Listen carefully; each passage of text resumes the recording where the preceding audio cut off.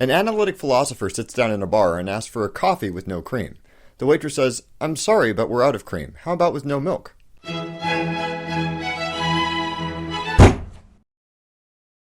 Alright, pick a card.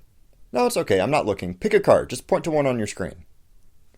Okay, now, I'm going to find the card that you picked and remove it. Are you ready? Bam! Pretty amazing, right? Only the thing is, this second set of cards is completely different from the first set that I showed you. I didn't actually find your specific card, I just told you a nice story and let you think that what I did was impressive, even though if you were paying close enough attention, you'd know that it wasn't. Logical fallacies and many of the other errors that we make in thought function on pretty much the same principle. They let us mistake something that sounds rational for something that is rational. Part of the problem is that we tend to think in language, and language is really sloppy. Like if I say the right to bear arms, you don't know if I mean the right to carry a gun, or the right to carry a severed limb, or the right to have the limbs of a bear. Also, unfortunately, there is absolutely nothing that prevents somebody from creating a sentence that might seem like it says something, but in actuality doesn't mean anything. I can say the bachelor went to the store for his wife, or this water doesn't have any hydrogen in it, or even this sentence is false. Those aren't even lies, they just don't mean anything, and they don't sound any different from sentences that do. So, how are we supposed to know if an idea actually makes sense, or just sounds like it does, like in a logical fallacy? That's actually a really tough question to answer. Aristotle wrote about formal logic almost 2,300 years ago to provide some sort of a guide to interpreting the validity of certain statements. But it was still fundamentally based on interpreting language, and so it was only so effective. But around the start of the 20th century, almost 2 millennia after Aristotle wrote about logic for the first time, some mathematicians decided that they'd had enough of people just wandering around and saying stuff. They began examining and defining the structure of thought under language to try and wrestle it into a format of precise analysis that was, well, more objective and mathematical. That was a huge deal, a truly momentous event in the history of human thought. Before these guys showed up, you had to depend on a sort of intuitive sense of whether or not sentences sounded like they followed logically from each other. But their work uncoupled logic and thought from language, so we could sort of step back and take a look at the shape of what was being said, independent of the contents, which made verifying whether or not a logical argument was valid as easy and mechanical as punching numbers on a calculator. Gottlob Frege kicked this whole revolution off just by trying to put mathematics on a firmer logical footing.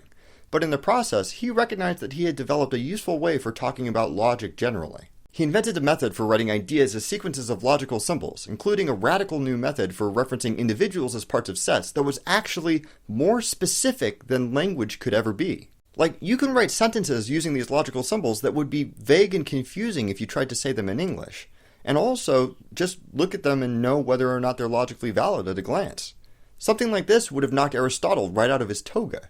Frege's work inspired philosopher-mathematicians Bertrand Russell and his pupil Ludwig Wittgenstein, who was a total genius but only has like 3 pictures of him and only one where he's smiling. Wittgenstein's first book of philosophy, the Tractatus Logico Philosophicus, was intended as a line in the sand separating sense from nonsense. He basically said that if someone made a statement that was neither a testable empirical claim about the world, like that cat is on the mat, or a relationship between word definitions, like a cat is a domesticated feline, then that person was just speaking nonsense and really shouldn't be saying anything.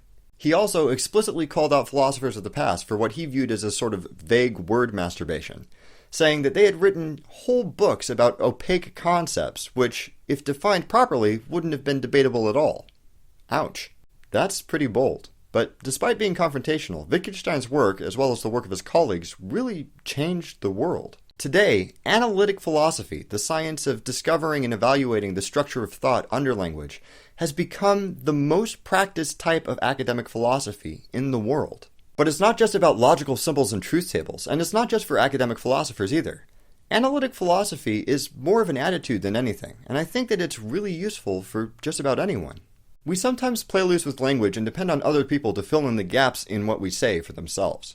We'll sort of wave our hands and gesture broadly in the general direction of vague notions or supposed links in our chains of thought that we're either too busy or too lazy to flesh out all the way. But if we don't rigorously, mercilessly check that every single segment of that chain is impossible to disconnect from the ones that came before it, or define exactly what it is that we're talking about, it becomes really easy to skip over something important because it sounds reasonable, and in the process, make huge errors in reasoning. Of course free will exists. I could go back in time to this morning and choose to have something different for breakfast. Well, would you be going back in time knowing what you had for breakfast and wanting to change it? Would that prove anything? How exactly are you going back in time? Oh, come on, don't be like that. You know what I meant. No, I don't. And it's entirely possible that you don't either. That's not just nitpicking. Or if it is, it's nitpicking that's absolutely essential for having a meaningful discussion, instead of just throwing random words at each other. Human beings knew about logic for thousands of years before people really embraced the fact that it's only really useful if it's bound tightly to ideas. A process which requires defining those ideas rigorously, with a precision that many don't practice. But analytic philosophy and rigor have really changed the face of human thought. Of course, now that you know about it, it might be a little bit harder to appreciate dumb magic tricks. Pick a card. Look, I took it away. Not so magical now, is it? Have you ever realized that you never actually understood how to connect two links in your chain of thought when you looked close enough? I certainly have. Please leave a comment below and let me know what you think. Thank you very much for watching. Don't forget to blah blah subscribe, blah share, and I'll see you next week.